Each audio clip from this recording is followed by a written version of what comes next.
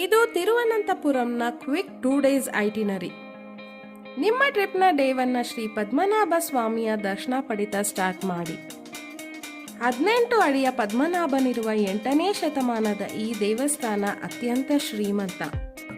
ಸ್ವಾಮಿಯ ದರ್ಶನ ಆದ್ಮೇಲೆ ಬ್ರೇಕ್ಫಾಸ್ಟ್ ಮುಗಿಸ್ಕೊಂಡು ದೇವಸ್ಥಾನದ ಪಕ್ಕನೇ ಇರೋ ಕುತಿರಮಲ್ಲಿಕಾ ಪ್ಯಾಲೇಸ್ಗೆ ಹೋಗಿ.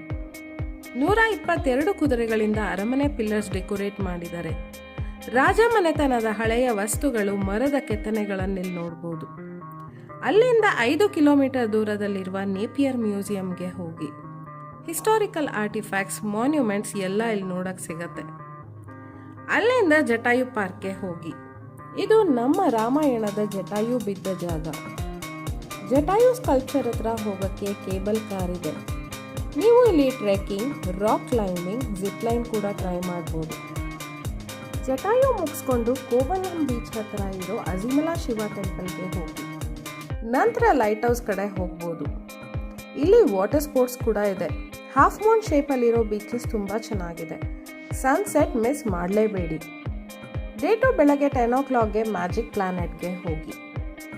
ಇದು world's first magic theme park. Different kinds of magic try ಮಾಡ್ಬೋದು. ಮಧ್ಯಾಹ್ನ ಊಟ ಕೂಡ ಇಲ್ಲೇ ಇರುತ್ತೆ. ಈ ಜಾಗದ ಸ್ಪೆಷಾಲಿಟಿ ಅಂದರೆ ಇಲ್ಲಿ ಸ್ಪೆಷಲ್ ಚಿಲ್ಡ್ರನ್ ಪರ್ಫಾರ್ಮೆನ್ಸಸ್ ನೋಡ್ಬೋದು. ಹಾಡು, ಡ್ಯಾನ್ಸ್, ಪೇಂಟಿಂಗ್, ಮ್ಯಾಜಿಕ್ ಎಲ್ಲ ತುಂಬ ಚೆನ್ನಾಗಿ ಮಾಡ್ತಾರೆ. ಸಂಜೆ ಶೋಸ್ ಮುಗಿಸ್ಕೊಂಡು ಶಂಗುಮುಗಂ ಬೀಚ್ ಕಡೆ ಹೋಗಿ ಸ್ವಲ್ಪ ಬೀಚಲ್ಲೇ ಟೈಮ್ ಸ್ಪೆಂಡ್ ಮಾಡಿ. ಸನ್ಸೆಟ್ ನೋಡ್ತಾ ನಿಮ್ಮ ಟ್ರಿಪ್ನ ಎಂಡ್ ಮಾಡಿ.